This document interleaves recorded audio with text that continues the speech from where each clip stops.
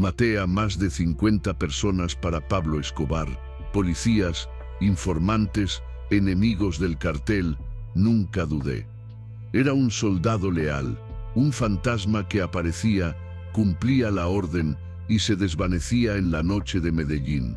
Me llamaban el Sombra y mi nombre se susurraba con miedo en los barrios más peligrosos, hasta que un día el patrón me dio una orden que me heló la sangre, una orden que ni el sicario más desalmado querría cumplir. Hoy te cuento la historia de esa noche, la noche en que tuve que elegir entre mi lealtad al hombre más poderoso de Colombia y mi propia alma. La decisión que tomé me ha perseguido cada día de mi vida. La lluvia incesante de noviembre golpeaba el asfalto de Medellín con la furia de un castigo divino. Cada gota parecía querer limpiar la sangre que manchaba invisiblemente las calles, una tarea inútil en una ciudad que se había convertido en el epicentro de la guerra más brutal de Colombia. Dentro de un Renault 18 oscuro, estacionado en una calle sin alumbrado del barrio Laureles, Ricardo Urrea, conocido en el inframundo como el Sombra, esperaba con la paciencia de un depredador. A sus 38 años, Ricardo era una leyenda silenciosa dentro de la organización de Pablo Escobar. No era un jefe, no era un estratega, era algo mucho más esencial y temido. Era la herramienta más afilada del patrón, un instrumento humano de una eficacia aterradora. El silencio dentro del coche era casi sepulcral, roto únicamente por el ritmo hipnótico del limpiaparabrisas y el sonido de su propia respiración, calmada y metódica. Sus manos, cubiertas por guantes de cuero fino, descansaban sobre el volante. Eran manos de un artesano, fuertes y precisas, las mismas que horas antes habían calibrado la mira de su pistola Heckler & Koch con silenciador. Ricardo no sentía el frío de la noche ni la ansiedad que carcomía a los sicarios novatos. La violencia para él se había convertido en un oficio despojado de emoción, una serie de pasos lógicos que siempre llevaban a un resultado predecible. Su mente era su santuario, un lugar compartimentado donde cada asesinato, cada acto de terror, era archivado en una habitación sellada a la que nunca volvía a entrar. Era su mecanismo de supervivencia, la única forma de mirar su propio reflejo en el espejo sin que el monstruo le devolviera la mirada. Llevaba 15 años al servicio del cartel de Medellín, desde que era un muchacho desesperado de las comunas que vio en la lealtad a Pablo Escobar una salida a la miseria, y Pablo había recompensado esa lealtad. El Sombra no era millonario como los grandes capos, pero vivía bien. Tenía un apartamento discreto pero cómodo en el poblado, conducía autos que no llamaban la atención y gozaba de un privilegio que valía más que cualquier fortuna, la confianza directa del patrón. Cuando Escobar necesitaba un trabajo limpio, silencioso y sin cabos sueltos, no llamaba a Popeye ni a Pinina, conocidos por su sadismo y su amor por el espectáculo. Llamaba a El Sombra. Las luces de un Mercedes blanco giraron en la esquina, iluminando por un instante el interior del Renault. Era la señal. Ricardo observó cómo el vehículo de lujo se detenía frente a una casa de 2 pisos con un jardín cuidado. Del coche descendió un hombre de unos 50 años, vestido con un traje caro y un maletín de cuero. Ricardo reconoció el rostro de los informes de inteligencia, Jorge Luis Ortega, un juez que había cometido el error fatal de rechazar un soborno y continuar una investigación sobre las rutas de lavado de dinero del cartel. El juez caminó con la confianza de quien se siente seguro en su propio hogar, sin saber que su vida tenía un precio y que el cobrador ya estaba allí, observándolo desde la oscuridad. Ricardo arrancó el motor. No había prisa. Sabía que el juez seguiría la misma rutina de siempre: saludar a su esposa, jugar con sus 2 hijas y luego retirarse a su estudio en el primer piso para trabajar. La ventana de ese estudio, que daba a un callejón lateral, sería el escenario de su última decisión. Mientras esperaba el momento preciso, la mente de Ricardo viajó brevemente a su propia infancia. Recordó las calles polvorientas de Aranjuez, los partidos de fútbol con balones improvisados y la promesa que le hizo a su mejor amigo, Mateo, cuando ambos tenían 12 años: algún día saldremos de aquí, seremos alguien importante y cuidaremos de nuestras familias. Una sonrisa amarga se dibujó en su rostro. Él, en cierto modo, había cumplido su promesa. Era alguien temido. Pero Mateo había elegido un camino diferente. La última vez que lo vio, hace casi un año, seguía trabajando en la panadería de su padre, con las manos cubiertas de harina en lugar de pólvora y una sonrisa honesta que a Ricardo le pareció de otro mundo. El sonido de un disparo lejano lo trajo de vuelta al presente. No era suyo, era el eco constante de la ciudad en guerra. La luz del estudio del juez se encendió. Era la hora. Ricardo bajó del coche, moviéndose con una agilidad que desmentía su corpulencia. La lluvia había arreciado, convirtiéndose en su aliada, ahogando el sonido de sus pasos sobre las hojas mojadas del callejón.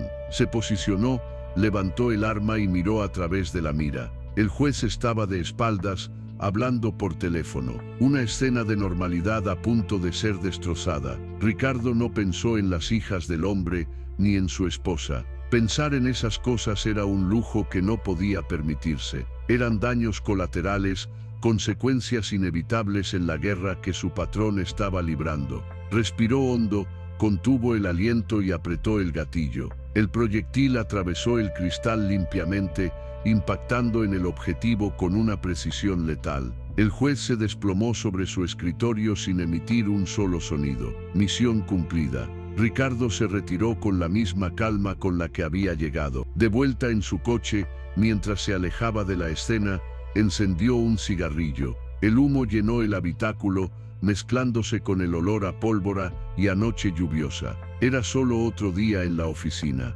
otro nombre tachado de la lista, otra habitación sellada en su mente. Al llegar a su apartamento, se quitó la ropa mojada, se dio una ducha larga y se sirvió un vaso de whisky. Se sentó en su balcón, observando las luces de Medellín parpadear en la distancia. Se sentía vacío, como siempre después de un trabajo. No había euforia, no había culpa, solo un silencio profundo. En ese momento sonó el teléfono. Era un número que solo conocían 3 personas en el mundo. Sabía que no era para reportar el éxito de la misión, para eso había otros canales. Esta era una llamada diferente. «Aló», respondió. Sombra, la voz al otro lado era la de Gustavo Gaviria, el primo y mano derecha de Escobar. «El patrón quiere verte. Ahora mismo, en la cascada. Es un asunto personal». Ricardo sintió una extraña punzada de inquietud. Asunto personal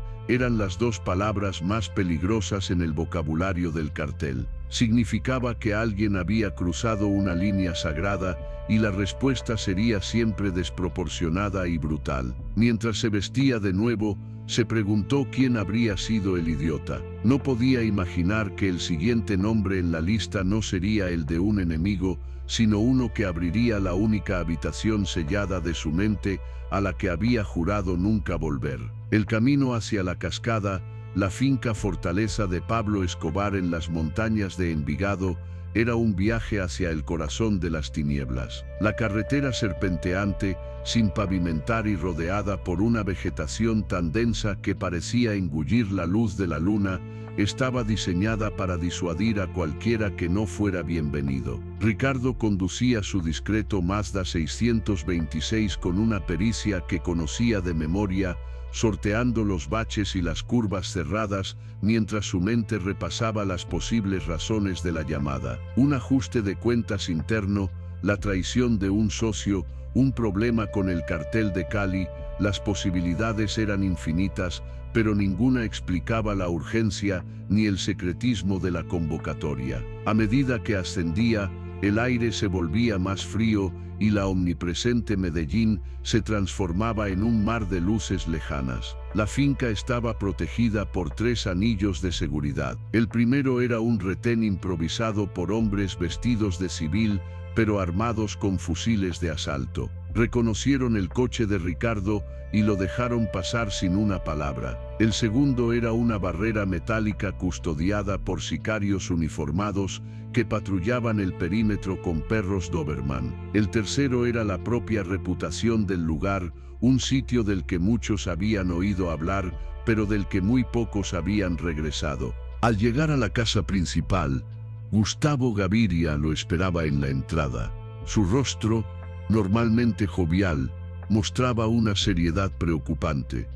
«Sombra, qué bueno que llegaste rápido», dijo sin los saludos habituales. «El patrón está de un humor de perros. Entra, te está esperando en el despacho». El despacho de Escobar era una habitación que olía a poder, a cuero caro y a humo de cigarrillo.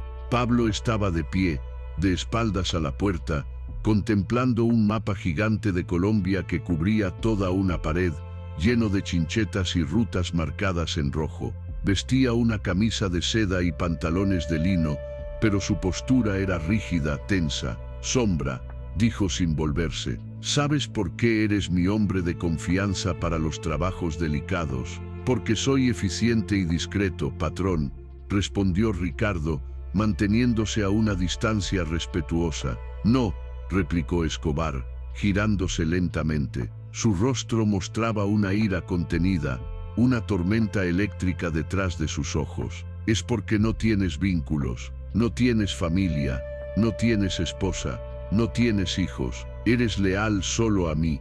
Tu única familia es esta organización». Las palabras eran ciertas. Ricardo había sacrificado cualquier atisbo de vida personal por su trabajo. Era una fortaleza, y como estaba a punto de descubrir su mayor debilidad. «Hace 2 días», continuó Pablo, «tuvimos una reunión importante en una bodega en Itagüí. Discutimos el próximo envío grande a Miami, rutas, contactos, fechas, información que vale más de $50 millones. Pablo se acercó a su escritorio de caoba y señaló una fotografía. «Alguien nos está vigilando». Un equipo del DAS montó un operativo de vigilancia a 3 cuadras de la bodega. Llegamos a irnos apenas 10 minutos antes de que cayeran. Alguien habló. «Sombra, alguien de adentro». La paranoia era el cáncer que consumía al cartel desde adentro. Una palabra equivocada, una cara vista en el momento incorrecto, podía significar una sentencia de muerte. Ricardo entendió la gravedad. Un topo en el círculo interno era una amenaza existencial. «¿Saben quién fue, patrón?» «Creemos que sí», dijo Gustavo, quien había permanecido en silencio hasta entonces. «Uno de mis hombres de seguridad, un novato, vio a alguien merodeando por la zona de la bodega esa noche. Un civil, lo describió, y hoy, uno de mis informantes en el barrio nos trajo un nombre». Pablo tomó la fotografía de su escritorio y se la tendió a Ricardo. «Este es el hombre que tu novato vio. Quiero que lo encuentres y lo hagas hablar. Quiero que me digas para quién trabaja, y cuando te lo diga, quiero que lo desaparezcas, a él y a toda su familia. Quiero que su existencia sea borrada de la faz de la tierra, que nadie vuelva a recordarlos». «Entendido». Ricardo tomó la fotografía. Era una imagen de baja calidad, probablemente tomada con una cámara oculta, pero el rostro era inconfundible. El mundo pareció detenerse. El aire se volvió pesado, irrespirable. El sonido de su propio corazón resonaba en sus oídos como un tambor de guerra. En la fotografía, sonriendo mientras sostenía una bandeja de pan recién horneado, estaba Mateo Rojas, su mejor amigo de la infancia, el hombre que había elegido la harina en lugar de la pólvora. «Patrón», la voz de Ricardo salió como un susurro ahogado, irreconocible para sí mismo. Era la primera vez en 15 años que su compostura se resquebrajaba. Pablo notó la reacción. Un destello de curiosidad, mezclado con sospecha, apareció en su mirada. «¿Qué pasa, Sombra? ¿Lo conoces?» Ricardo sintió cómo el sudor frío le recorría la espalda. Sabía que su respuesta en los próximos 5 segundos determinaría no solo el destino de Mateo, sino también el suyo. Negarlo era arriesgado. Si Pablo ya sabía la conexión, sería interpretado como una traición. Admitirlo era aún peor, lo convertiría en sospechoso, o como mínimo lo consideraría demasiado comprometido para el trabajo. Era un conocido del barrio, hace muchos años, dijo Ricardo, eligiendo una verdad a medias. No lo he visto en mucho tiempo. No sabía que andaba en malos pasos. La mentira le supo a ceniza en la boca. Mateo, en malos pasos. Mateo, cuya única ambición era perfeccionar la receta de pan de su abuelo y ahorrar suficiente para comprarle una casa más grande a su esposa y a su pequeña hija. Pues ahora lo sabes, dijo Pablo con frialdad, claramente insatisfecho con la respuesta. Parece que tu amigo del barrio se cansó de hacer pan y decidió jugar a ser espía. Un error muy costoso. Pablo se acercó a Ricardo, su mirada penetrante tratando de leer cada microexpresión en su rostro. Este trabajo es una prueba, Sombra, una prueba de lo que te dije antes. ¿De dónde está tu verdadera lealtad? Si es con esta familia, que te ha dado todo, o con los fantasmas de un pasado que ya no existe. La orden implícita era clara. No solo tenía que matar a Mateo, tenía que hacerlo de una manera que demostrara que su lealtad a Escobar estaba por encima de cualquier vínculo personal. Tenía que ser ejemplar. Quiero resultados para mañana en la noche, sentenció Pablo. Y Sombra, no me decepciones. Sabes que no me gustan las decepciones. Cuando Ricardo salió del despacho y caminó hacia su coche, sintió que caminaba sobre vidrio. La noche que antes era su aliada, ahora parecía burlarse de él. La fotografía en su bolsillo pesaba como una lápida. Por primera vez en su vida, el cazador no sentía el impulso de la persecución. Sentía el terror de la presa, porque la orden de Pablo no era solo matar a Mateo. Era matar la única parte de sí mismo que aún no había sido corrompida, el recuerdo del niño que una vez soñó con un futuro diferente junto a su mejor amigo. El monstruo que habitaba en las habitaciones selladas de su mente estaba a punto de ser liberado, y esta vez Ricardo no estaba seguro de poder volver a encerrarlo. El viaje de regreso desde la cascada fue un descenso al infierno personal de Ricardo. Cada curva de la montaña que antes representaba poder y exclusividad, ahora se sentía como un círculo del purgatorio que lo acercaba a una condena ineludible. La ciudad de Medellín, extendida abajo como una alfombra de diamantes rotos, ya no parecía un reino a sus pies, sino un cementerio en espera. La fotografía de Mateo en el bolsillo de su chaqueta ardía, no con calor, sino con un frío que le calaba los huesos. Era un recordatorio tangible de que el monstruo que había mantenido enjaulado durante 15 años, el que se alimentaba de órdenes y ejecutaba sin preguntar, ahora tenía el rostro de su único amigo. Aparcó su coche a 4 manzanas de la panadería El Sol de Aranjuez. El viejo letrero de madera, pintado a mano por el padre de Mateo, seguía allí, descolorido por el sol y la lluvia, un vestigio de un tiempo más simple. Desde la distancia, observó la rutina nocturna que conocía de memoria. Las luces cálidas del local se derramaban sobre la acera mojada. Los últimos clientes salían con bolsas de pan caliente, dejando tras de sí una estela de ese aroma a levadura y hogar que para Ricardo era el olor mismo de la inocencia. Y entonces, a través del cristal, lo vio. Mateo, con su delantal blanco manchado de harina, reía mientras hablaba con un cliente. Era la misma risa genuina, sin malicia, que recordaba de cuando eran niños y jugaban a la guerra con palos en lugar de pistolas. De repente, ya no era 1989, sino 1975. Tenían 12 años y corrían por esas mismas calles. Ricardo acababa de recibir una paliza de su padrastro alcohólico y se había refugiado en la parte trasera de la panadería. Mateo, sin decir una palabra, había salido con 2 buñuelos calientes recién hechos. Mi papá dice que el azúcar cura la tristeza, le había dicho con una seriedad infantil. Se sentaron en el bordillo, comiendo en silencio, y por un momento el dolor de Ricardo había desaparecido, reemplazado por la lealtad simple y pura de la amistad. Esa lealtad que ahora tenía órdenes de traicionar con una bala. El Sombra sacudió la cabeza, intentando alejar el recuerdo. Los fantasmas del pasado no servían en su oficio. Debía ser profesional, debía encontrar una justificación, una grieta en la inocencia de Mateo que le permitiera cumplir la orden. Quizás Pablo tiene razón, se dijo a sí mismo, en un intento desesperado por autoengañarse. Quizás Mateo se metió en algo, necesita dinero, tiene una familia que mantener. A lo mejor vendió la información sin saber lo que era, o peor, sabiéndolo perfectamente. La idea era absurda y lo sabía. Mateo era incapaz de hacerle daño a una mosca, mucho menos de jugar a ser espía para el DAS. Su única ambición era la masa madre perfecta. Pasaron 2 horas. La panadería cerró. Las luces se apagaron.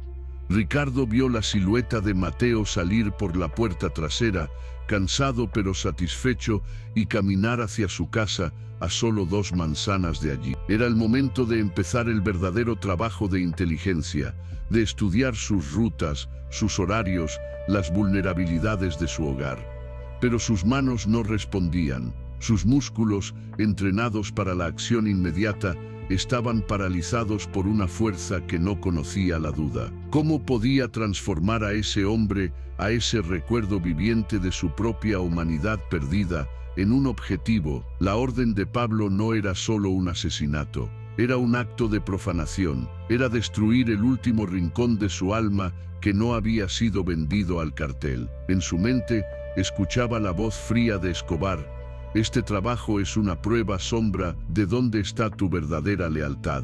La lealtad era el pilar sobre el que había construido su vida. Lealtad a cambio de protección. Lealtad a cambio de un propósito, aunque fuera uno oscuro. Romper esa lealtad significaba su propia muerte, una muerte segura y probablemente horrible. Pero cumplirla significaba una muerte diferente. Una muerte interior de la que no habría resurrección. El motor de su coche seguía en marcha, el sonido un murmullo constante en la noche silenciosa. Tomó la fotografía del bolsillo y la miró bajo la tenue luz del tablero. El rostro sonriente de Mateo parecía juzgarlo, no con ira, sino con una tristeza infinita. ¿En qué te has convertido, Ricardo?, parecía preguntar. En ese momento, la puerta de la casa de Mateo se abrió. Una niña pequeña, de no más de 5 años, salió corriendo a la acera y saltó a los brazos de su padre, que la levantó en el aire mientras ella reía a carcajadas. Era Sofía, su hija. Ricardo lo supo por las pocas conversaciones que habían tenido en los últimos años. Mateo la adoraba, vivía por ella, y la orden de Escobar era clara, y a toda su familia. La imagen de la niña riendo en los brazos de su padre fue como un disparo en el pecho de Ricardo. El aire se le escapó de los pulmones. El monstruo en su mente rugió, no con furia asesina, sino con pánico. Podía matar a un juez, a un político, a un traidor. Podía ejecutar a hombres que, como él, habían elegido esa vida. Pero ¿cómo podía apuntar un arma a esa niña? ¿Cómo podría borrar esa risa del mundo? Por primera vez en 15 años de servicio, Ricardo el Sombra Urrea sintió miedo. No el miedo a morir, sino el miedo a obedecer. Apoyó la cabeza en el volante, el cuero frío contra su frente sudorosa, y cerró los ojos, pero la imagen de la risa de Sofía se quedó grabada en el interior de sus párpados, ardiendo como un estigma. La noche apenas comenzaba, y ya sabía que no sobreviviría a ella. El amanecer encontró a Ricardo en el mismo lugar, dentro del coche, con los ojos enrojecidos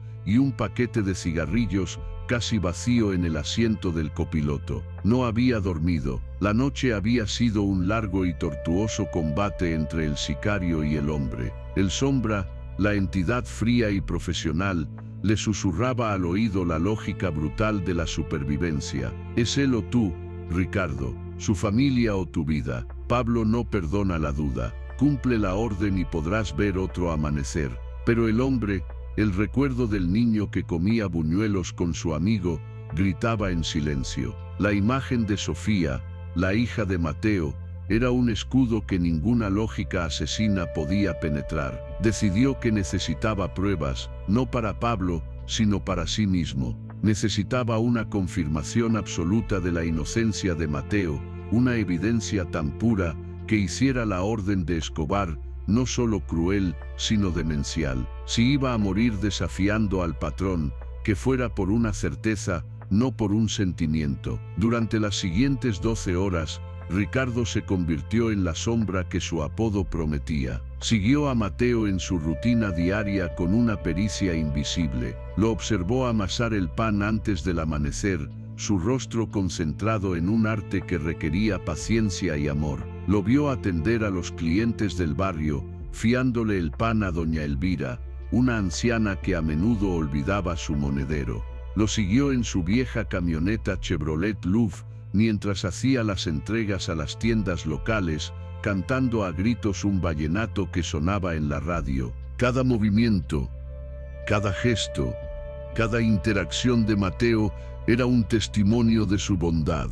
No había llamadas sospechosas, no había encuentros clandestinos, no había nada que se saliera de la vida de un hombre trabajador y decente. Ricardo incluso usó sus contactos para revisar discretamente los registros financieros de Mateo. No encontró nada, una modesta cuenta de ahorros, un pequeño préstamo para la camioneta y deudas con los proveedores de harina. Mateo no solo no era un espía del DAS, apenas tenía dinero para llegar a fin de mes. Mientras observaba a Mateo almorzar en un pequeño restaurante de menú del día, solo leyendo un periódico, Ricardo sintió que algo se rompía dentro de él. Recordó otra escena, casi 20 años atrás. El padre de Ricardo lo había abandonado y su madre, hundida en la depresión, apenas salía de su habitación. Ricardo, con 14 años, no había comido en 2 días. Fue Mateo quien se dio cuenta. Esa noche, apareció en su puerta con una olla de sancocho que su madre había preparado. Mamá hizo de más, mintió Mateo, sabiendo que Ricardo era demasiado orgulloso para aceptar caridad. Esa noche, el sancocho de la familia Rojas le salvó la vida. Y ahora, Pablo Escobar le estaba pidiendo que apagara la vida del hombre que se la había salvado. La ironía era tan cruel, tan retorcida, que casi se echó a reír en medio de su miseria. La certeza que buscaba ya la tenía. Mateo era inocente. Su único crimen había sido estar en el lugar equivocado en el momento equivocado, y en el reino de Pablo Escobar no existían las coincidencias, solo las amenazas que debían ser neutralizadas. La tarde avanzaba, y con ella, la presión. A las 5, su radio sonó.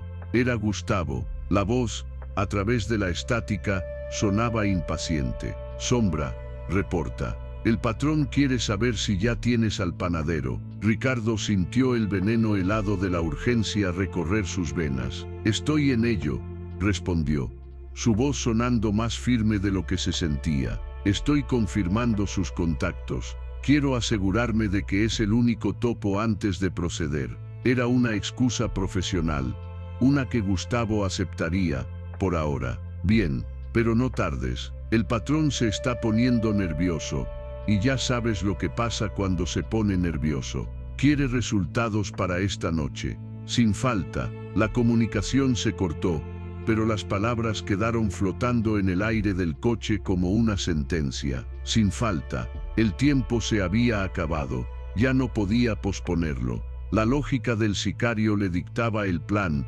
esperar a que Mateo regresara a casa, entrar por la parte trasera, donde la cerradura era vieja y fácil de forzar, neutralizarlo a él, luego a la esposa y finalmente a la niña. Rápido, silencioso, profesional. Un trabajo limpio que le compraría otro día de vida. Pero la imagen de la olla de sancocho, del calor y el sabor de la salvación en un día de desesperación, se interponía. La noche cayó de nuevo sobre Medellín. Ricardo estaba estacionado en una colina desde donde podía ver la pequeña casa de Mateo iluminada. Las luces del interior proyectaban sombras danzantes en las cortinas. Podía imaginar la escena: Mateo ayudando a Sofía con las tareas, su esposa preparando la cena, el olor a hogar llenando el aire. Sacó su Heckler & Koch del compartimento de la guantera. El metal estaba frío al tacto. Comprobó el cargador y enroscó el silenciador. El suave clic del mecanismo fue el sonido más fuerte que había escuchado en todo el día. Era el sonido de una decisión que se acercaba. Apoyó el arma en el asiento del copiloto y miró la casa. Podía hacerlo, sabía cómo. Solo tenía que apagar una parte de sí mismo, cerrar la última puerta de su mente y convertirse por una noche más en el sombra. Pero mientras sus ojos se fijaban en la silueta de la niña pasando frente a la ventana, una pregunta que nunca se había atrevido a formular surgió desde lo más profundo de su ser. Si cumplo esta orden, ¿qué quedará de Ricardo para ver el amanecer? La respuesta era un silencio aterrador, más profundo y oscuro que la propia noche. Y en ese silencio, supo que el verdadero objetivo en la mira de su arma no era Mateo, era él mismo. El frío del acero de la Heckler & Koch en el asiento del copiloto parecía filtrarse en la cabina, una escarcha invisible que competía con el calor de la furia y el pánico que ardían en el pecho de Ricardo. La imagen de la casa de Mateo, una pequeña isla de luz y calor en la inmensidad de la noche, se había convertido en el campo de batalla final de su alma. Durante 15 años había obedecido sin dudar, había silenciado su conciencia a cambio de una vida que, si bien solitaria, era segura bajo el manto protector del hombre más poderoso de Colombia. La lealtad a Pablo Escobar no era un contrato, era una religión, y el castigo por la apostasía era siempre la muerte, una muerte precedida por el sufrimiento de todo lo que uno amaba. Lo sabía. Había sido el verdugo en nombre de esa fe más veces de las que podía contar. Pero la orden de aniquilar a Mateo y su familia no era una prueba de fe, era un sacrilegio. Era la exigencia de quemar el único texto sagrado que le quedaba de su vida anterior. La fotografía de Mateo, que todavía sostenía en su mano, no era solo un objetivo, era un relicario. El rostro de su amigo, con su sonrisa honesta y sus ojos ajenos a la maldad del mundo, era el reflejo del niño que él mismo había sido. Matar a Mateo no era solo matar a un hombre inocente, era ejecutar retroactivamente al niño que él fue, borrar la última prueba de que alguna vez había existido algo bueno en su interior. En ese instante, bajo la opresiva noche de Medellín, Ricardo tomó una decisión. No fue una elección entre la lealtad y la traición, ni entre la vida y la muerte.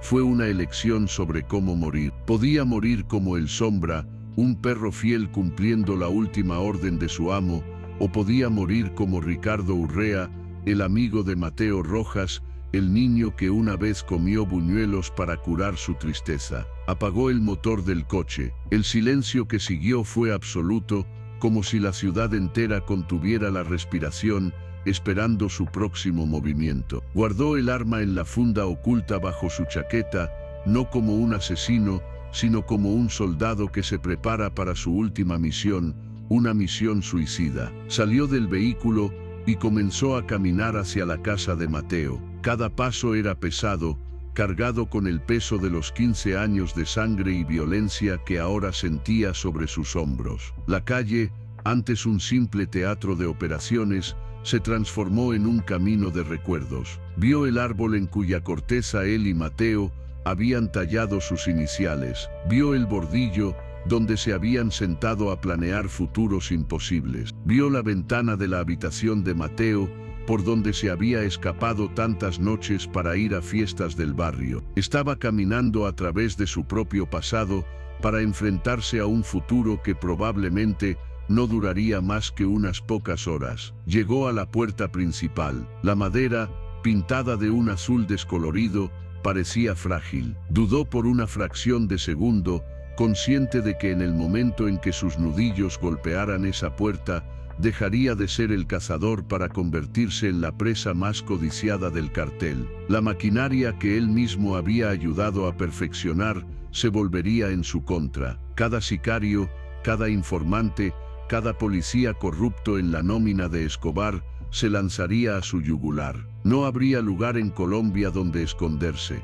Pero la imagen de Sofía, la hija de Mateo, riendo, apareció de nuevo en su mente, y esa imagen le dio la fuerza que necesitaba. Golpeó la puerta. 3 toques firmes, el código que él y Mateo usaban de niños cuando uno necesitaba refugio. El silencio se prolongó. Luego, escuchó pasos y la luz del porche se encendió. La puerta se abrió unos centímetros, sostenida por una cadena de seguridad. El rostro de Mateo apareció en la rendija, primero confundido, luego sorprendido, y finalmente una sonrisa de incredulidad iluminó sus facciones. «Ricardo, eres tú, hombre, qué milagro», exclamó mientras quitaba la cadena. «Hace años que no». La sonrisa de Mateo se desvaneció al ver la expresión en el rostro de Ricardo. No era la cara de un viejo amigo que venía de visita, era la máscara de un hombre que había visto el abismo. «¿Qué pasa? ¿Estás bien?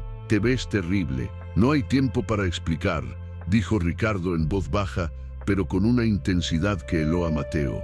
«Necesitas escucharme con mucha atención. Tu vida, la de tu esposa y la de tu hija están en peligro mortal». Mateo parpadeó, confundido. «¿Peligro? ¿De qué hablas? ¿Es una broma?» «No me conoces realmente, Mateo», continuó Ricardo. Su voz era un susurro urgente. «La gente para la que trabajo cometieron un error.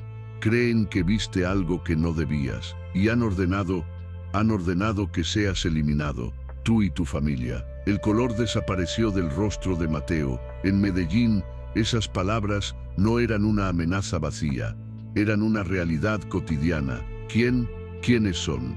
¿Qué fue lo que vi? «No importa», cortó Ricardo. «No hay tiempo para preguntas, solo hay tiempo para correr.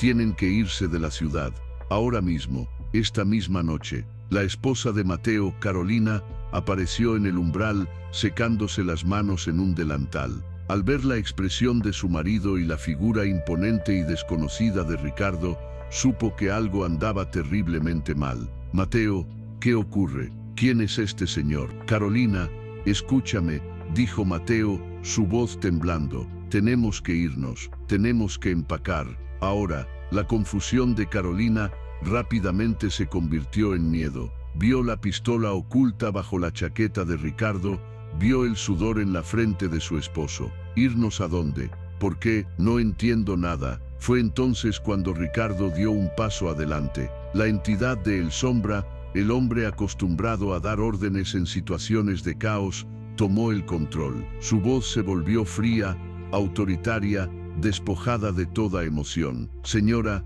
no hay tiempo para entender, hay tiempo para sobrevivir.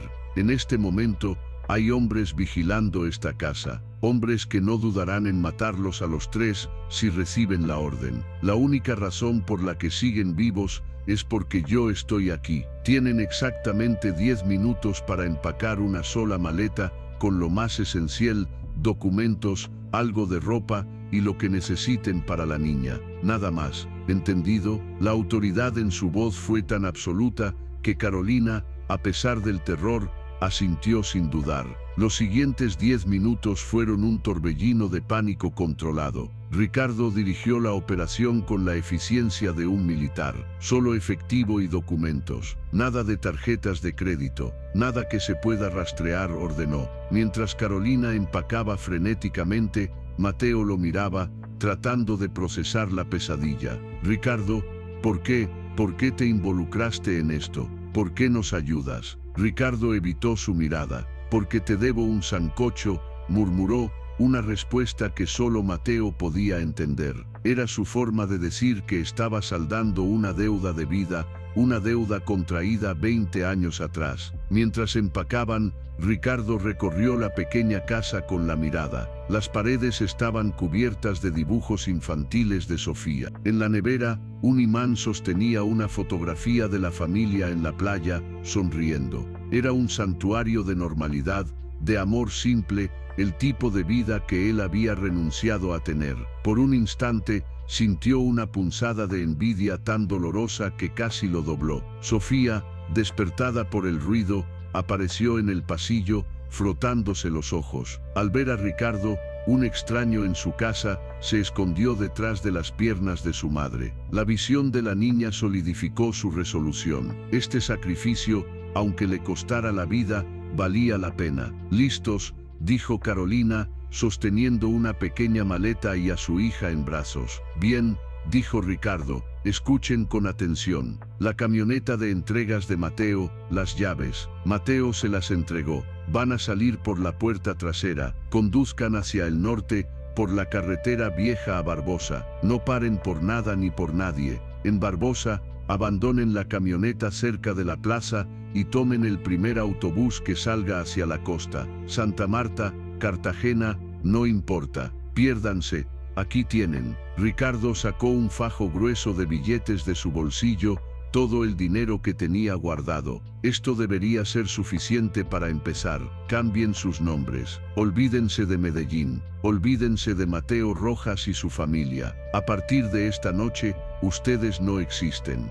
Mateo tomó el dinero, sus manos temblando. «¿Y tú? ¿Qué va a pasar contigo, Ricardo? ¿Vienes con nosotros?». Ricardo negó con la cabeza y una sonrisa triste, la primera expresión genuina que había mostrado en años, apareció en su rostro. «No, mi trabajo es aquí. Yo voy a comprarles tiempo». «¿Cómo?», preguntó Carolina, su voz llena de pavor. Ricardo se acercó a la ventana y miró hacia la oscuridad de la calle. Sabía que los vigilantes de Escobar no tardarían en notar que algo andaba mal, que la ejecución se estaba retrasando. «Pablo espera un cuerpo». «El de un traidor», dijo Ricardo, su voz apenas un susurro. «Y eso es exactamente lo que le voy a dar». Antes de que Mateo pudiera protestar, Ricardo los empujó suavemente hacia la puerta trasera. «Váyanse. Ahora no miren atrás».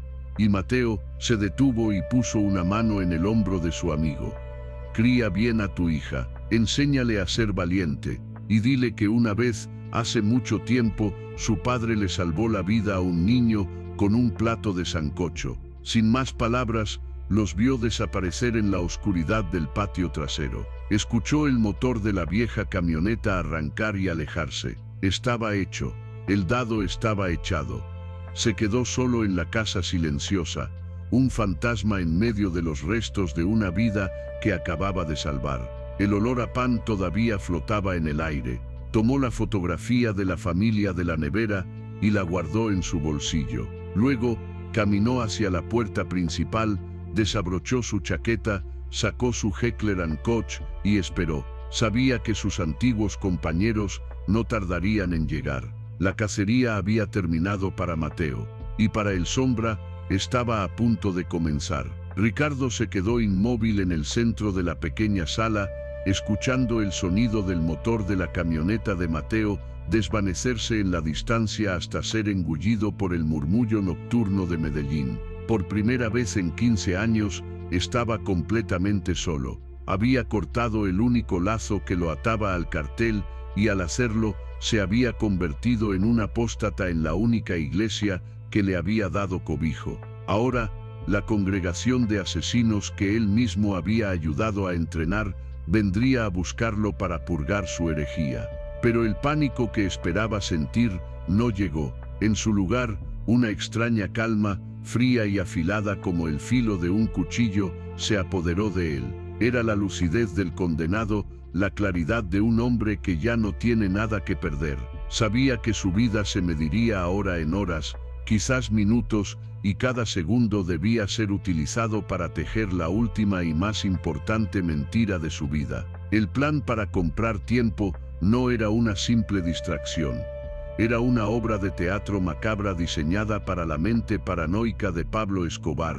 El Sombra, el profesional, resurgió una última vez, no para destruir, sino para crear una ilusión. Sus movimientos se volvieron metódicos, precisos. Primero, la escenografía. Volcó la mesa del comedor, rompiendo los platos de la cena a medio servir.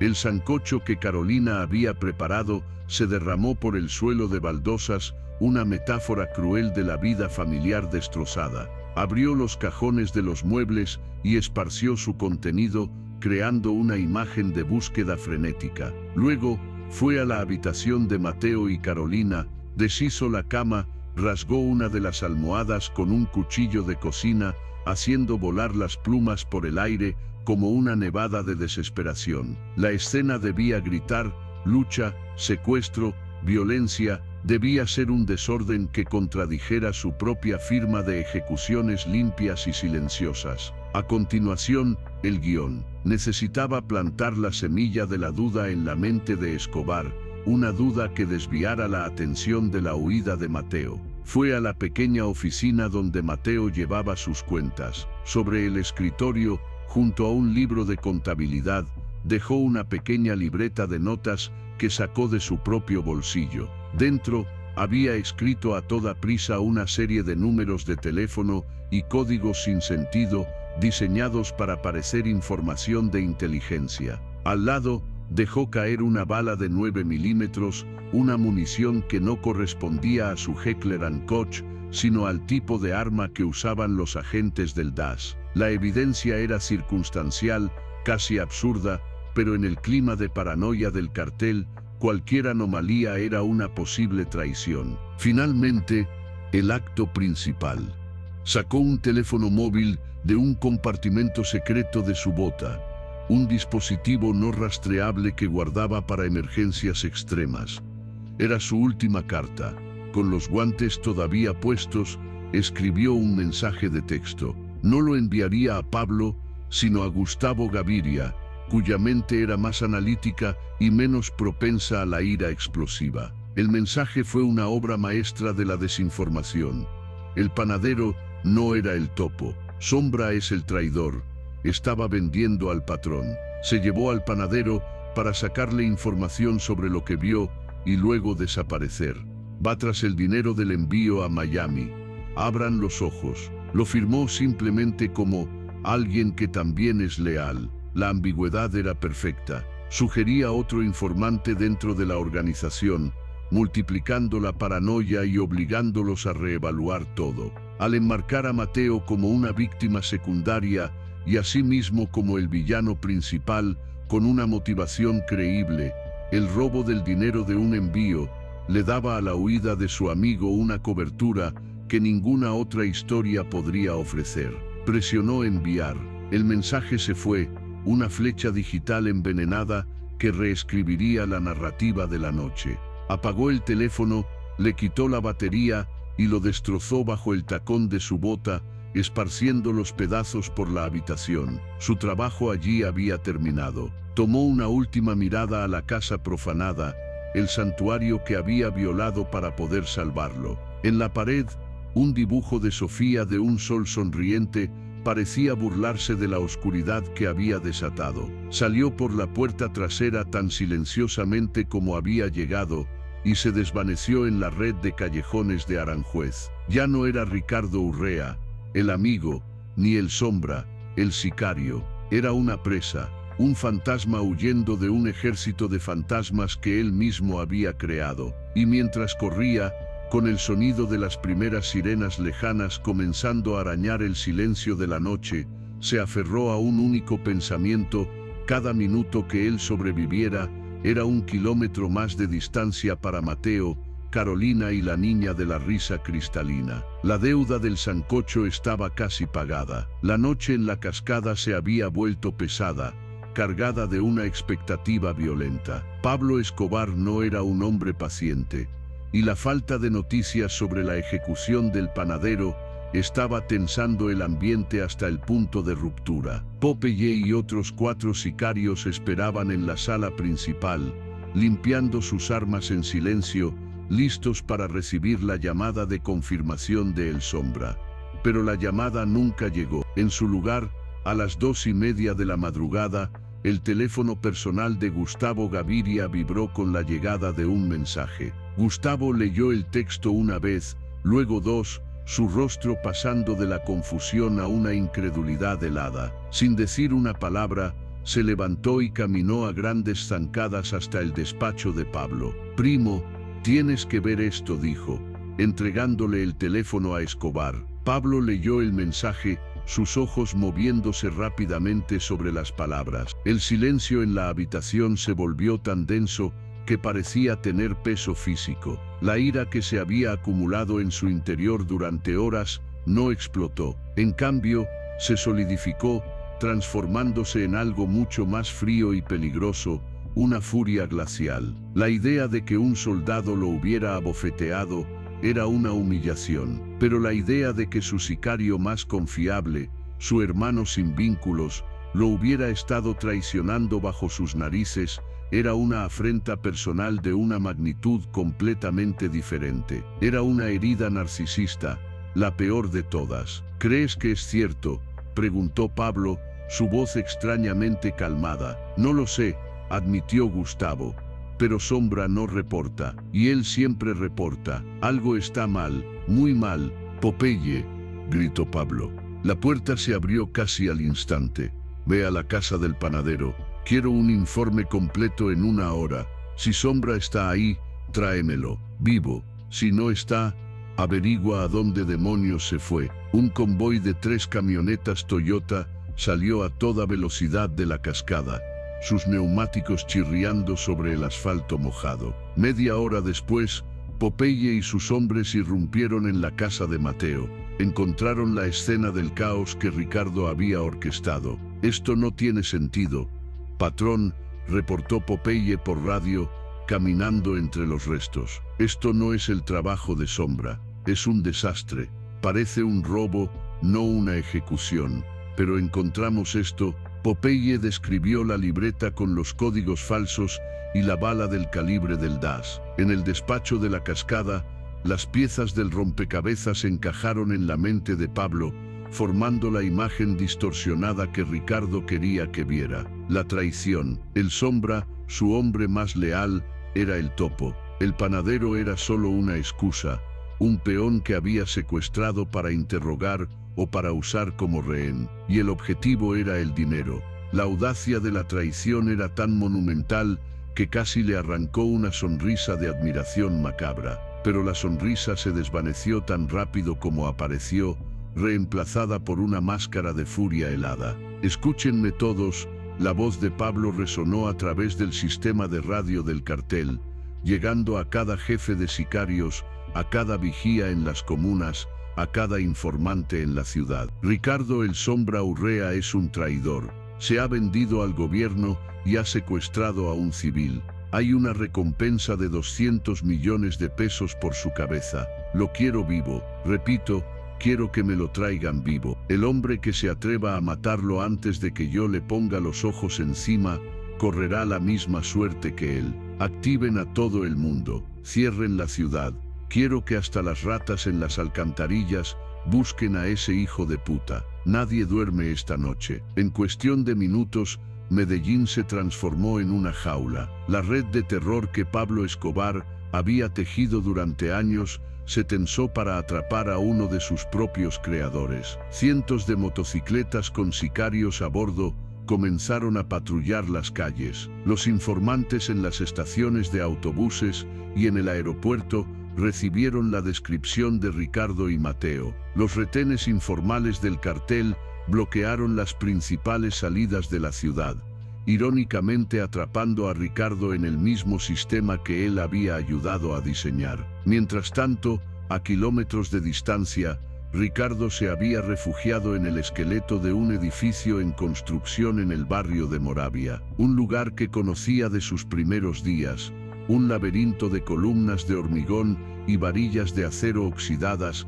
que ofrecía innumerables escondites. Desde allí, podía ver el despliegue de sus antiguos compañeros, las luces de las motos moviéndose en patrones de búsqueda coordinados, el eco de las sirenas, el zumbido de la ciudad convertida en una jauría de caza. Sacó la fotografía arrugada de la familia de Mateo de su bolsillo y la miró bajo la luz de un relámpago lejano. Calculó el tiempo. Mateo y su familia llevaban casi 4 horas de ventaja. Con suerte, ya estarían más allá de Barbosa, en la carretera abierta hacia la costa. Había comprado tiempo, un tiempo precioso pagado con su propia vida. Escuchó el sonido de pasos abajo el crujido de botas sobre los escombros. No eran policías, era el paso sigiloso y profesional de los hombres que él había entrenado. Se agachó detrás de una columna, su corazón martilleando contra sus costillas,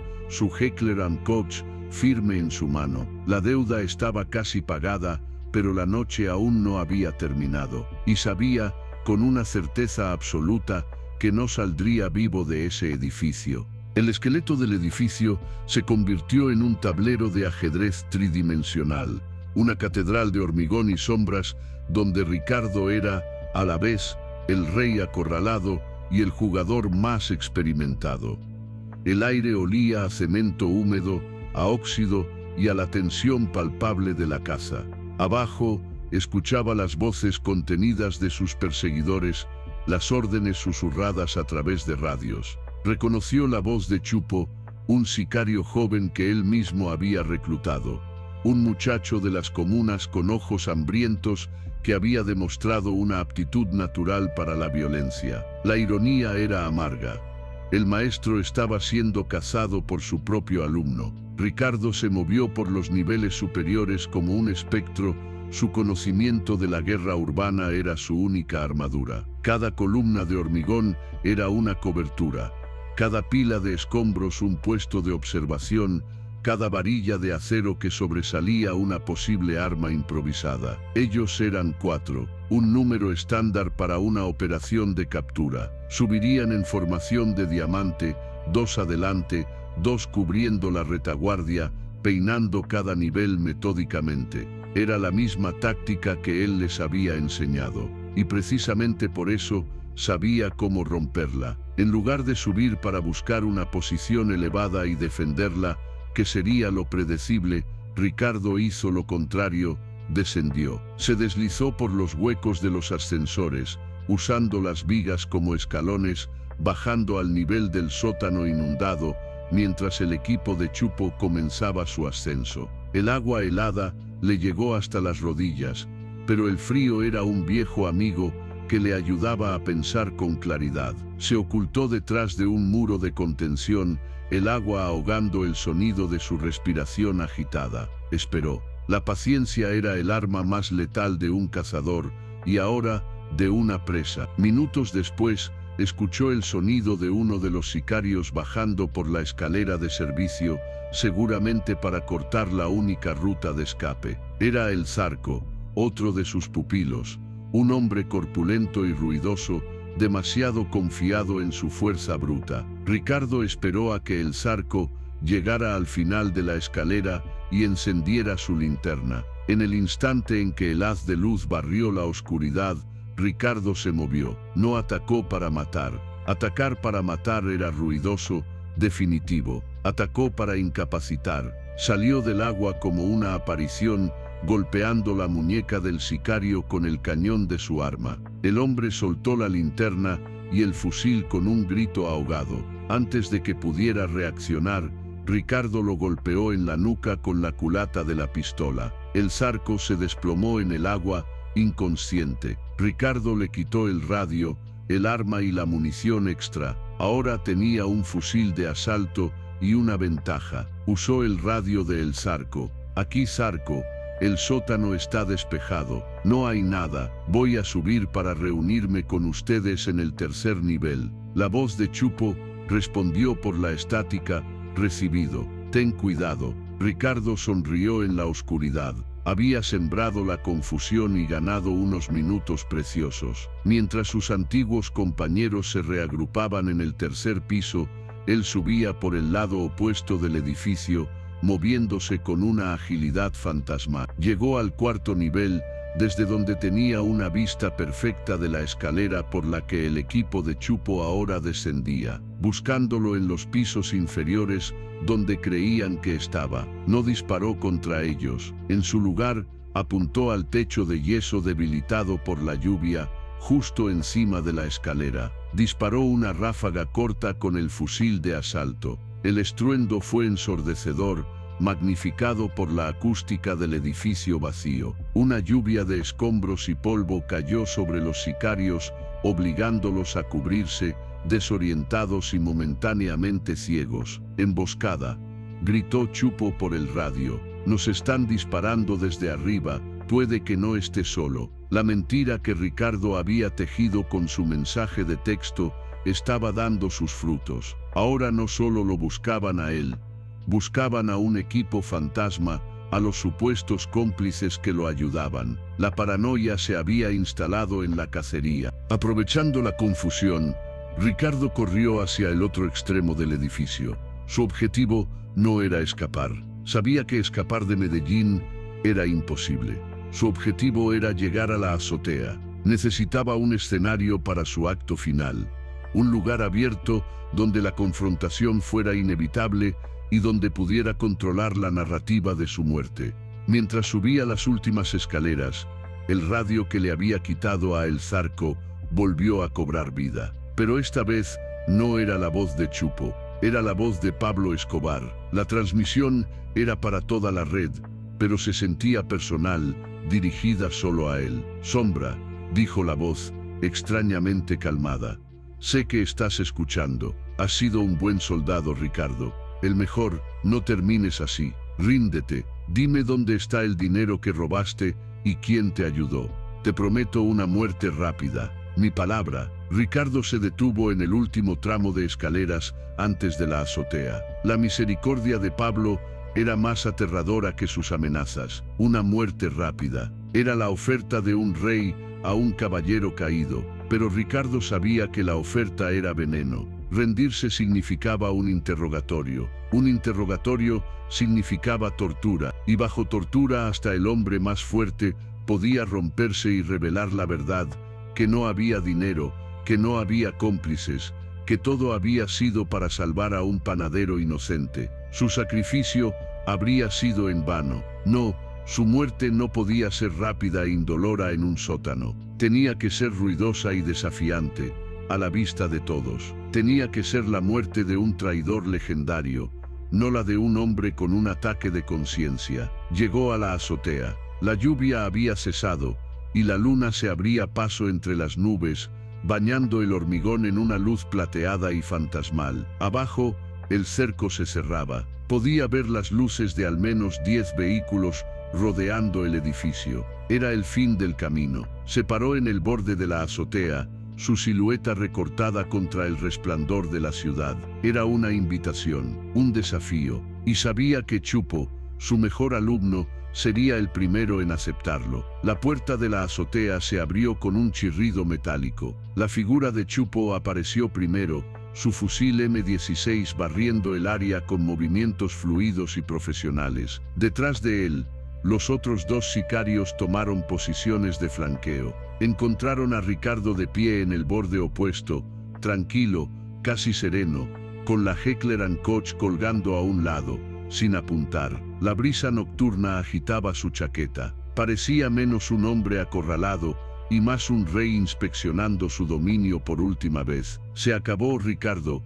dijo Chupo, su voz juvenil endurecida por la traición que sentía. «¿Por qué? Eras el mejor de nosotros. El patrón confiaba en ti ciegamente». Ricardo lo miró, y por primera vez en mucho tiempo, sus ojos no eran los de El Sombra, fríos y vacíos, sino los de un hombre cansado. «El dinero, muchacho», respondió Ricardo, su voz resonando en la azotea silenciosa. «Siempre se trata del dinero. Pablo se queda con millones y nos tira las migajas. Me cansé de ser su perro por un hueso». La mentira era su última bala, su escudo final para proteger la verdad de Mateo. Tenía que morir como un traidor codicioso, no como un mártir. Era la única narrativa que Escobar aceptaría, la única que dejaría a la familia de Mateo fuera de la ecuación para siempre. Chupo negó con la cabeza, una mezcla de decepción y rabia en su rostro. «No te creo. Tú nunca te preocupaste por el dinero». «La gente cambia», replicó Ricardo encogiéndose de hombros. «¿Dónde está el panadero y el dinero del envío?» Ricardo soltó una carcajada seca, un sonido amargo y hueco. «El panadero era mi póliza de seguro, mi boleto de salida, pero ya no lo necesito. Y el dinero está donde Pablo nunca lo encontrará». Era otra mentira brillante. Sugería que había logrado sacar el dinero, creando un misterio que perseguiría a Escobar, un fantasma de millones perdidos que lo obsesionaría mucho después de que Ricardo estuviera muerto. «El patrón te quiere vivo, Ricardo», insistió Chupo, aunque su dedo ya acariciaba el gatillo. «Baja el arma, no hagas esto más difícil». «Dile a Pablo», comenzó Ricardo, levantando lentamente su pistola, no para apuntar a Chupo, sino al cielo, «que subestimó mi ambición. Dile que el perro se cansó de la correa. Sabía lo que vendría después. En el código de los sicarios, levantar un arma frente a un superior en una situación de confrontación era un suicidio, era forzar la mano de su oponente. Chupo no tendría otra opción que disparar a matar, violando la orden directa de Pablo de capturarlo vivo. Sería su última lección para su alumno. A veces, la desobediencia es la única forma de cumplir una misión más importante. «No lo hagas, Ricardo», gritó Chupo, su voz rompiéndose por un instante. Vio en los ojos de su mentor no la amenaza de un ataque, sino la aceptación de un final. Pero era demasiado tarde. El protocolo, el entrenamiento que el propio Ricardo le había inculcado, se apoderó de él. Antes de que Ricardo pudiera terminar de levantar el arma, Chupo disparó, una ráfaga corta, precisa, dirigida al centro del pecho. El impacto lanzó a Ricardo hacia atrás. Cayó de rodillas, la sorpresa y el dolor mezclándose en su rostro. Pero mientras caía, sus ojos no estaban fijos en sus asesinos, sino en la ciudad que se extendía bajo él. Buscaba una carretera que se dirigía al norte, hacia la costa, hacia la libertad. Cayó sobre el hormigón frío de la azotea. El radio junto a él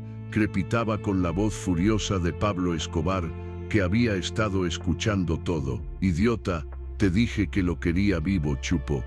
Te dije que me lo trajeras». Pero Ricardo ya no escuchaba. Su respiración se volvía superficial. La sangre se acumulaba a su alrededor, una mancha oscura bajo la luz de la luna. Sus últimas fuerzas las usó para sacar la fotografía arrugada de su bolsillo. La imagen de Mateo, Carolina y Sofía sonriendo en la playa. La miró una última vez y una leve sonrisa, la primera sonrisa genuina que había tenido en años, tocó sus labios. La deuda estaba pagada. Había muerto como un traidor, pero en la soledad de su último aliento, sabía que había vivido sus últimas horas como un amigo. El sombra finalmente se había desvanecido, pero Ricardo Urrea, por un breve y brillante instante, había vuelto a existir. El eco del disparo se desvaneció, dejando en la azotea un silencio denso, casi sagrado, roto únicamente por el crepitar del radio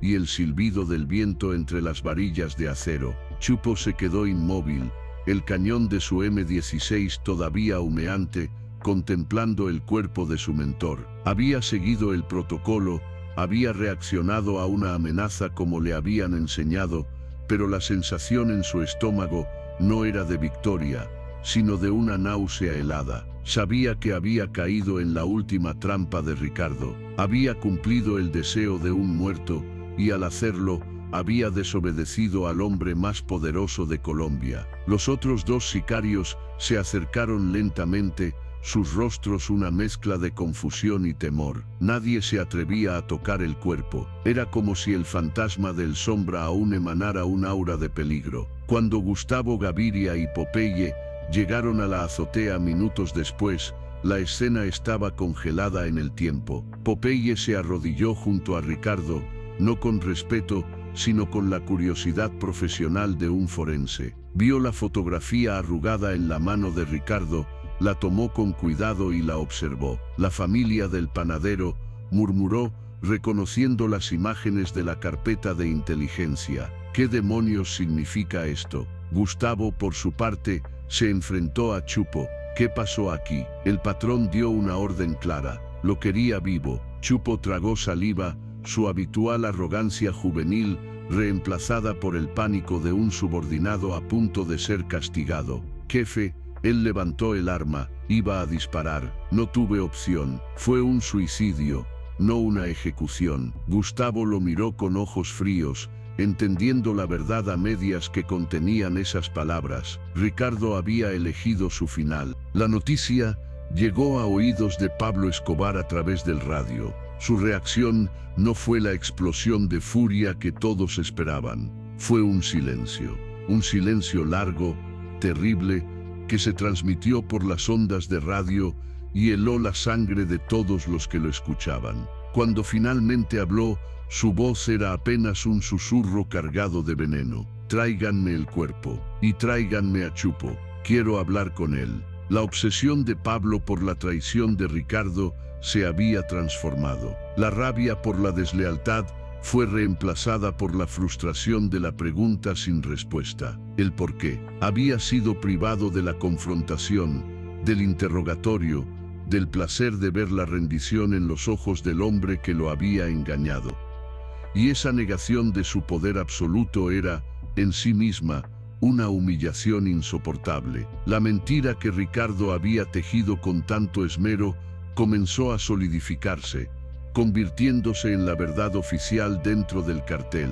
El Sombra era el topo, se había vendido por dinero. El panadero, Mateo, no era un simple civil, era su cómplice, el único que conocía la ubicación de los millones robados y los secretos que Ricardo había vendido. La fotografía en la mano de Ricardo no fue vista como un acto de amistad, sino como la prueba de que el panadero era su posesión más valiosa, su póliza de seguro. La cacería, por tanto, no había terminado, simplemente había cambiado de objetivo. La orden que resonó por la red de sicarios esa misma noche fue clara: encuentren al panadero, Mateo Rojas, vivo o muerto, no importa, pero encuentren a su familia, la mujer y la niña, ellas hablarán. Mientras la maquinaria del cartel se reorientaba con una eficiencia aterradora, a 500 kilómetros al norte, en la ciudad costera de Santa Marta, la camioneta Chevrolet Louvre de Mateo se detenía frente a un modesto hotel de una estrella en el barrio El Pando. Mateo, Carolina y Sofía descendieron del vehículo, sus cuerpos entumecidos por el viaje de casi 10 horas. La brisa cálida y salada del Caribe era un bálsamo en comparación con el aire frío de las montañas, pero no podía disipar el miedo que se había adherido a su piel. Alquilaron una habitación pequeña con un ventilador de techo que apenas movía el aire denso y húmedo. Sofía, agotada, se durmió al instante en la única cama. Mateo y Carolina se sentaron en el suelo, la espalda contra la pared, demasiado asustados para hablar. Habían logrado escapar. Ricardo les había dado una oportunidad. Durante el viaje, una pequeña y frágil semilla de esperanza había comenzado a brotar en el corazón de Mateo. Quizás podrían empezar de nuevo, podrían encontrar un pequeño pueblo en la costa, cambiar sus nombres, abrir otra panadería. Podrían volver a ser una familia normal. Esa esperanza duró exactamente hasta la mañana siguiente. Mientras Carolina se quedaba en la habitación con Sofía, Mateo salió a comprar algo de comer. En un kiosco de la esquina, vio la portada del periódico local, El Informador, y en esa portada, su propio rostro lo miraba de vuelta. La fotografía era de su cédula, granulada y mal impresa, pero inconfundible. El titular debajo era una sentencia de muerte.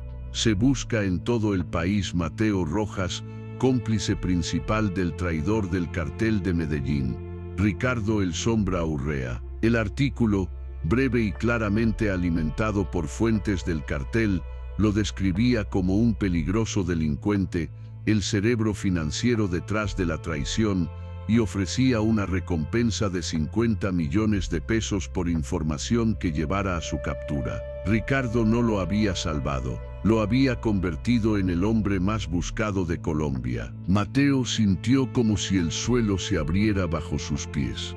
El sol caribeño, que brillaba intensamente de repente, se sintió frío. Compró el periódico con manos temblorosas y regresó a la habitación del hotel, su rostro una máscara de terror.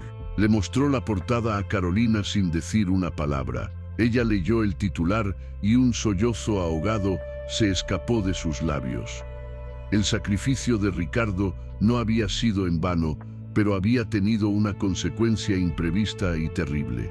Para proteger la inocencia de Mateo, Ricardo lo había vestido con el disfraz de un culpable de alto nivel. Había pasado de ser un peón anónimo a ser el segundo hombre en la lista negra de Pablo Escobar. Su valor no residía en lo que sabía, sino en lo que Pablo creía que sabía, la ubicación de millones de dólares inexistentes. La esperanza de una nueva vida se evaporó, reemplazada por la cruda realidad de la supervivencia. Se convirtieron en fugitivos, fantasmas en su propio país. Abandonaron el hotel esa misma mañana, dejando atrás la camioneta que ahora era un faro para sus perseguidores. Con el dinero que Ricardo les había dado, compraron billetes de autobús bajo nombres falsos, moviéndose constantemente de un pueblo costero a otro. De Santa Marta a Barranquilla, de Barranquilla a Cartagena, nunca quedándose más de 2 noches en el mismo lugar. La vida se convirtió en una sucesión de habitaciones de hotel baratas, comidas frías y miradas nerviosas por encima del hombro. Mateo perdió peso, su rostro se afiló por la ansiedad y la falta de sueño. Carolina, sin embargo, descubrió una fortaleza en su interior que no sabía que poseía. Se convirtió en la roca de la familia, cuidando de Sofía, manteniendo una apariencia de normalidad para la niña, contando historias y jugando con ella mientras su mundo se desmoronaba. Pero el alcance de Pablo Escobar era largo. En cada pueblo, en cada estación de autobuses, veían carteles de "Se busca" con el rostro de Mateo. Los noticieros de la noche repetían la historia, embelleciendo la leyenda del panadero traidor. El dinero de Ricardo, que al principio parecía una fortuna, se agotaba rápidamente. La vida de fugitivo era cara. Cada movimiento, cada soborno a un recepcionista de hotel para que no pidiera documentos, cada comida, era un mordisco a su tiempo de vida. Una tarde en Tolú, mientras caminaban por un mercado lleno de gente, Mateo sintió una mano en su hombro. Se giró, su corazón deteniéndose, esperando encontrarse con la cara de un sicario. En cambio, era un oficial de policía local, un hombre mayor, con una barriga prominente y ojos cansados. «Usted se parece mucho al hombre del periódico», dijo el oficial en voz baja. El pánico se apoderó de Mateo, pero antes de que pudiera correr, el policía continuó: «Mi hermano era panadero, un buen hombre. Lo mataron en Medellín el año pasado por no pagar una extorsión. Váyanse de aquí. Los hombres de Escobar han estado preguntando por ustedes. Ofrecen mucho dinero. No todos en este pueblo son tan sentimentales como yo». Ese encuentro fue un punto de inflexión. Mateo se dio cuenta de que no había lugar seguro en Colombia. El fantasma de Pablo Escobar los seguiría a donde quiera que fueran. Esa noche, en otra habitación anónima, mientras Carolina y Sofía dormían, Mateo se sentó junto a la ventana y contempló la decisión que ahora enfrentaba. Era una elección que reflejaba la de Ricardo de una manera terriblemente simétrica. Podía seguir huyendo, arrastrando a su familia en una espiral descendente de miedo y miseria hasta que inevitablemente los encontraran. O podía hacer algo. Podía tomar el control. Ricardo se había sacrificado para darle una oportunidad. Pero ¿qué tipo de oportunidad era esta? Una vida de terror no era vida. Recordó las últimas palabras de su amigo: «Cría bien a tu hija. Enséñale a ser valiente». ¿Cómo podía enseñarle a ser valiente si él mismo vivía consumido por el miedo? Miró a su hija durmiendo, su rostro sereno en medio del caos. Y en ese momento entendió. Ricardo le había comprado tiempo, no una solución. La solución tenía que venir de él. Se le ocurrió un plan desesperado, suicida, una locura que tenía una posibilidad entre 1.000.000 de funcionar. Pero era la única opción que no implicaba esperar pasivamente la muerte. Al día siguiente, usaría el último dinero que le quedaba, no para huir más lejos, sino para acercarse al fuego. Iba a intentar hacer algo que nadie había hecho nunca. Iba a intentar negociar con el diablo, no por su vida, sino por la de su familia. Tenía una sola cosa que ofrecer, algo que sabía que Pablo Escobar en su paranoia, podría desear más que cualquier dinero una confesión falsa que confirmara la historia de Ricardo y pusiera fin a la casa a cualquier precio. La portada del periódico era un espejo que le devolvía a Mateo la imagen de un extraño. El rostro era el suyo, pero la identidad, cómplice, peligroso delincuente, cerebro financiero, pertenecía a una ficción macabra escrita con la sangre de su mejor amigo. En la sórdida habitación de hotel, con el sonido de las olas del Caribe, susurrando una libertad que ya no podía alcanzar, Mateo finalmente comprendió la verdadera naturaleza del sacrificio de Ricardo. No le había comprado la libertad, le había comprado una máscara de culpabilidad tan convincente que había redirigido toda la furia del cartel hacia él. Ricardo no había muerto para que Mateo viviera, había muerto para que la familia de Mateo tuviera una oportunidad de desaparecer mientras el cartel cazaba a la carnada equivocada. Pero la cacería había sido demasiado eficiente. Y ahora la máscara se había adherido a su rostro y el papel del traidor era el único que el mundo le permitiría interpretar. «No podemos seguir así, Carolina», dijo esa noche, su voz apenas un murmullo para no despertar a Sofía. «Este dinero se acabará, y ellos no dejarán de buscar. Nunca». Carolina lo miró, sus ojos reflejando la misma desesperación que sentía él. «¿Qué podemos hacer, Mateo? ¿Irnos del país? ¿Cómo? No tenemos pasaportes, no tenemos a nadie. No podemos huir más lejos», respondió Mateo, y en su voz había un nuevo matiz, no de rendición, sino de una resolución aterradora. «Solo podemos huir hacia adelante, hacia el fuego». Le explicó su plan, una locura nacida de la desesperación más absoluta. No intentaría demostrar su inocencia. Eso era imposible. En su lugar, abrazaría la mentira de Ricardo. Se convertiría en el personaje que Pablo Escobar había creado. Le ofrecería al patrón lo que más deseaba, no venganza sino respuestas y sobre todo su dinero. «Le diré que Ricardo me confió la ubicación del dinero robado», explicó Mateo, su mente de panadero aplicando una lógica simple a un problema mortalmente complejo. «Le diré que está en una cuenta en el extranjero, inaccesible por un tiempo. Le ofreceré un trato, la información completa a cambio de un pasaje seguro fuera de Colombia para ti y para Sofía». Carolina lo miraba como si se hubiera vuelto loco. «Te matará, Mateo, en el momento en que te tenga enfrente te matará». «Tal vez», admitió Mateo, «pero es la única carta que tenemos.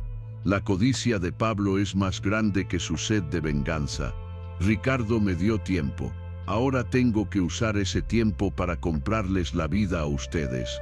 El primer obstáculo era monumental. ¿Cómo un panadero fugitivo contacta al narcotraficante más inaccesible del mundo?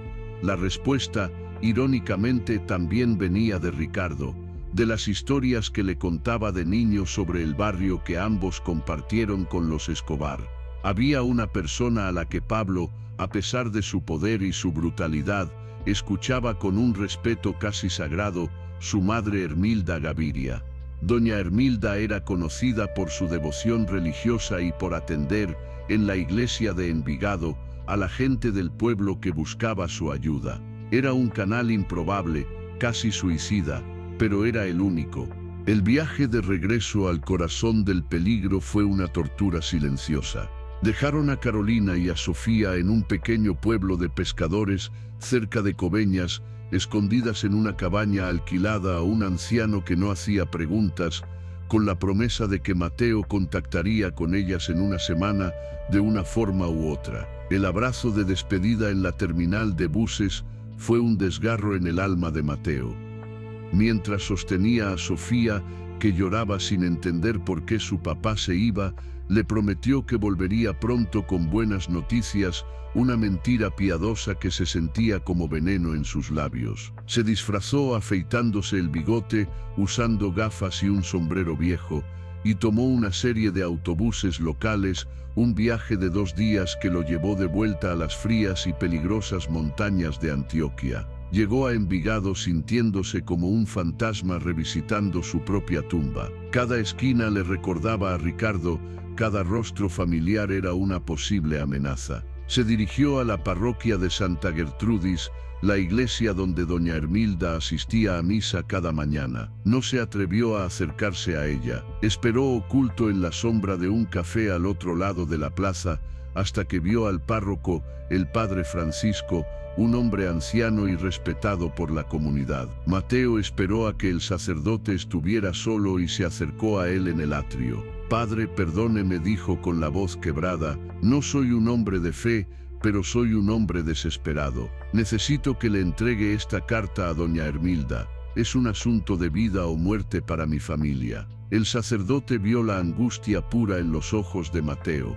Tomó la carta sin hacer preguntas. En Medellín, los sacerdotes a menudo se convertían en los últimos confesores y mensajeros de los condenados. Mateo se retiró a una pensión barata en las afueras del pueblo y esperó. Había lanzado su anzuelo en las aguas más profundas y peligrosas. Ahora solo podía rezar para que el monstruo que las habitaba decidiera morderlo. La carta, escrita en un papel de cuaderno, era breve y directa. «Doña Hermilda, mi nombre es Mateo Rojas, su hijo me busca. Yo no soy culpable de lo que me acusan, pero el hombre que sí lo era, Ricardo Urrea, era mi amigo y murió para protegerme. Antes de morir, me confió un secreto que su hijo desea más que mi vida. Pido una oportunidad de hablar con don Pablo, no por mí, sino por mi esposa y mi hija de 5 años, que son tan inocentes como lo eran sus propios hijos». La carta, como un objeto radiactivo,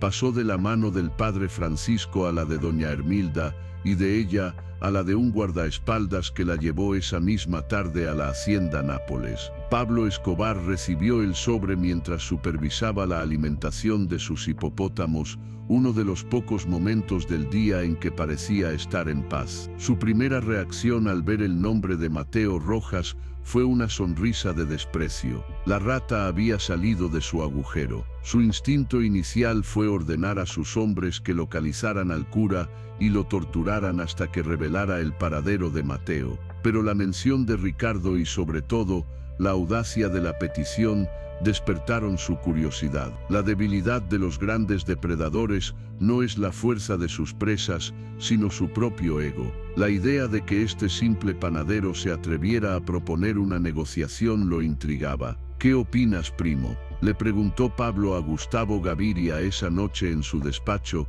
sosteniendo la carta entre 2 dedos como si estuviera sucia. «Es una trampa», respondió Gustavo sin dudar.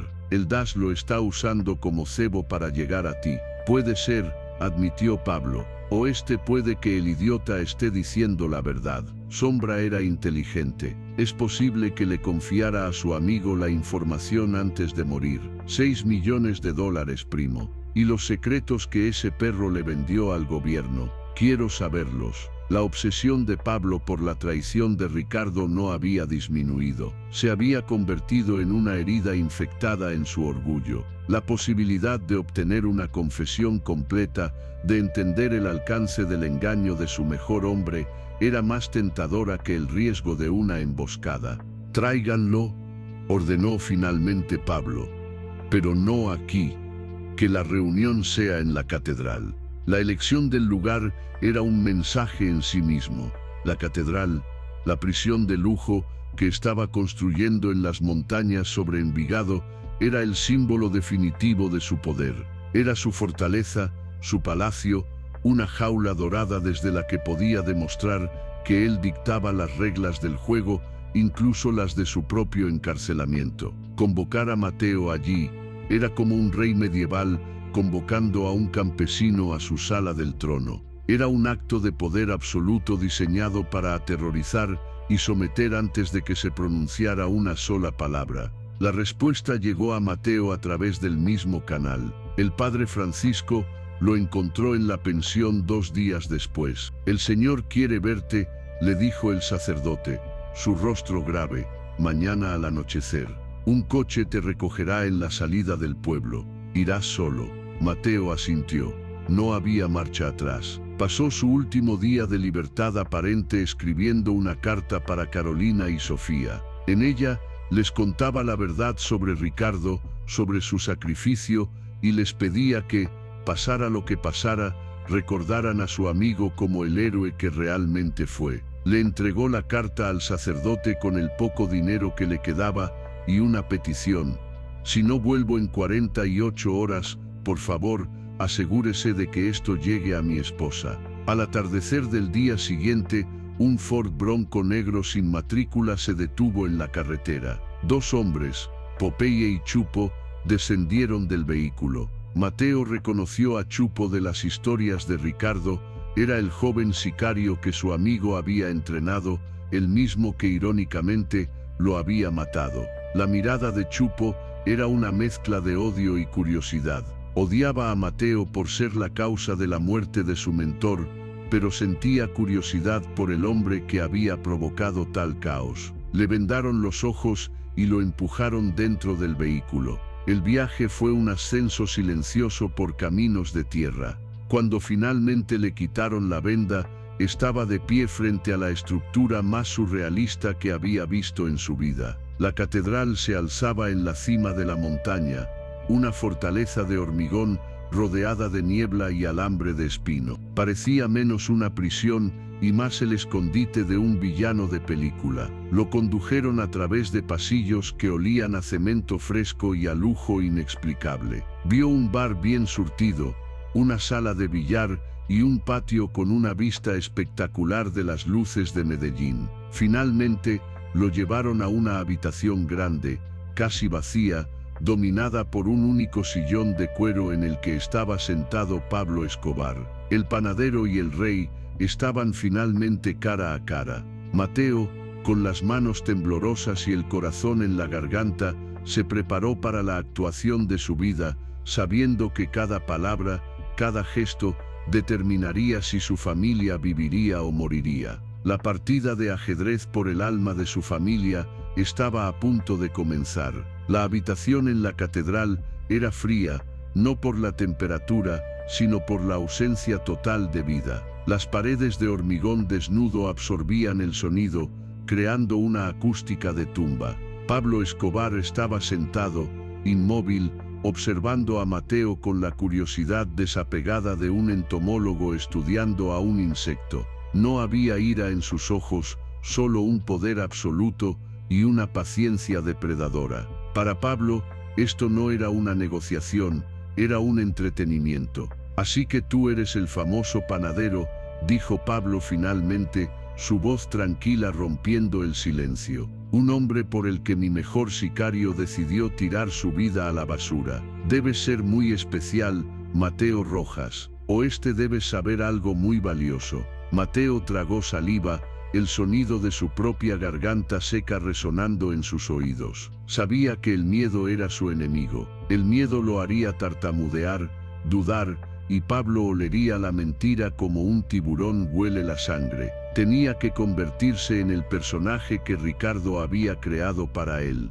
No soy especial, señor Escobar, respondió Mateo, sorprendido por la firmeza de su propia voz. Solo soy el hombre que tiene lo que usted quiere.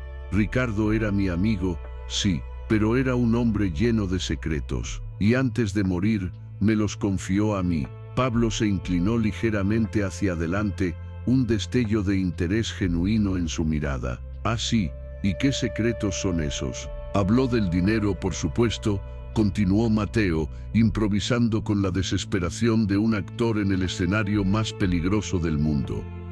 Los 6 millones de dólares y más. Me habló de su traición, de los contactos en el gobierno a los que les vendió información. Me dio nombres, fechas, lugares, nombres que convenientemente solo tú conoces ahora, interrumpió Pablo con una sonrisa burlona. ¿Y por qué debería creerte? Podrías estar inventando todo esto para salvar tu miserable vida. Aquí venía la parte más peligrosa del plan. Mateo tenía que darle a Pablo algo tangible, un anzuelo que no pudiera ignorar, porque Ricardo no era estúpido, señor. Sabía que usted no se fiaría de mi palabra, dijo Mateo, metiendo la mano en el bolsillo. Popeye y Chupo, que estaban de pie en las esquinas de la habitación, tensaron sus músculos, sus manos moviéndose hacia sus armas. Mateo sacó lentamente una pequeña llave oxidada y la colocó sobre la mesa de café que los separaba. Esta llave abre una caja de seguridad en un banco de Cúcuta, en la frontera. Dentro hay una libreta, la libreta de Ricardo, con todos los detalles de su traición. Los números de cuenta donde el DAS le pagaba, las transcripciones de sus reuniones, todo. Es su prueba. Era una mentira total. La llave era de la vieja caja de herramientas de su padre. Pero Cúcuta, la frontera, era el lugar perfecto para una historia de escape y secretos. Pablo miró la llave, luego a Mateo. Su mente calculadora estaba trabajando a toda velocidad. El riesgo de una trampa era alto, pero la recompensa, confirmar la traición, recuperar el dinero y sobre todo humillar al gobierno publicando esas pruebas, era inmensa. Muy inteligente, admitió Pablo. Pero falta algo, el dinero, los 6 millones, ¿también están en la caja? No, respondió Mateo. El dinero está en una cuenta en Panamá, con un código de acceso que cambia cada 24 horas, un código que solo yo puedo obtener. Pablo se recostó en su sillón y soltó una carcajada, un sonido seco y sin alegría. Un panadero. Ricardo convirtió a un simple panadero en un banquero suizo. La vida está llena de sorpresas. ¿Y qué es lo que quieres a cambio de esta maravillosa información, Mateo? Mateo respiró hondo. Era el momento de la verdad. Quiero la vida de mi familia. Un pasaje seguro fuera de Colombia para mi esposa y mi hija. Pasaportes, dinero suficiente para empezar de nuevo. Cuando ellas estén a salvo en otro país, usted recibirá la ubicación de la llave y las instrucciones para acceder a la cuenta de Panamá. ¿Y tú?, preguntó Pablo. ¿Qué pasa contigo? Yo me quedo aquí. Como su garantía, dijo Mateo. Cuando usted confirme que ha recuperado su dinero y tiene la libreta, podrá hacer conmigo lo que quiera, pero mi familia debe vivir. El silencio volvió a caer sobre la habitación. Pablo lo estudió durante un largo minuto, una eternidad en la que Mateo sintió cada segundo como un martillazo en el pecho. Estaba ofreciendo el sacrificio definitivo, intercambiando su vida por la de su familia, la misma elección que Ricardo había hecho por él. El círculo se estaba cerrando. Finalmente Pablo sonrió, una sonrisa genuina esta vez, no de crueldad, sino de un respeto retorcido. Tu amigo Ricardo te enseñó bien. Tienes valor, panadero, más que muchos de los hombres que trabajan para mí. Se levantó y caminó hacia Mateo. Se detuvo frente a él y le puso una mano en el hombro. Mateo se preparó para el disparo, para el final. Tienes un trato, dijo Pablo. Tu familia vivirá, y tú me has dado el mejor entretenimiento que he tenido en meses. Veremos si tu historia es tan buena como tu pan. Una semana después, Carolina y Sofía, con nuevas identidades y pasaportes, abordaron un vuelo desde Bogotá con destino a Montreal, Canadá. No sabían los detalles del trato, solo que Mateo, de alguna manera, había obrado un milagro. En su equipaje llevaban la carta que Mateo les había escrito, el último testamento de su amor. Mientras tanto, en la catedral, Mateo fue tratado no como un prisionero, sino como una curiosidad. Pablo lo visitaba a diario, interrogándolo sobre Ricardo, sobre su vida, fascinado por la psicología del hombre común que se había atrevido a desafiarlo. 2 días después de que su familia aterrizara en Canadá, Mateo cumplió su parte del trato. Guió a los hombres de Pablo a una dirección en Cúcuta. No era un banco, sino un taller mecánico abandonado. Enterrada bajo el piso de grasa y aceite, encontraron una caja de metal. Dentro no había ninguna libreta. Solo había una única hoja de papel. La última carta que Ricardo le había escrito a su madre antes de unirse al cartel, una carta llena de sueños rotos y promesas de un futuro mejor que nunca llegó. Junto a ella, estaba la fotografía de la familia de Mateo que Ricardo había tomado de la nevera. Cuando Pablo recibió la caja y leyó la carta, comprendió: no había dinero, no había traición del DAS, no había un gran complot, solo había un hombre tratando de salvar a su amigo. Había sido la mentira perfecta, una historia construida no sobre la codicia, sino sobre la lealtad, el único lenguaje que Pablo, en su retorcida manera, realmente entendía y respetaba. Nadie sabe con certeza qué pasó con Mateo Rojas. Su nombre desapareció de todos los registros. Algunos dicen que Pablo, en un acto de respeto sin precedentes por la genialidad del engaño, le permitió reunirse con su familia en Canadá. Otros, más realistas, dicen que lo ejecutó esa misma noche en los terrenos de la catedral, cumpliendo la promesa de que, una vez recuperada la información, haría con él lo que quisiera. Pero en los barrios de Medellín se cuenta una tercera historia,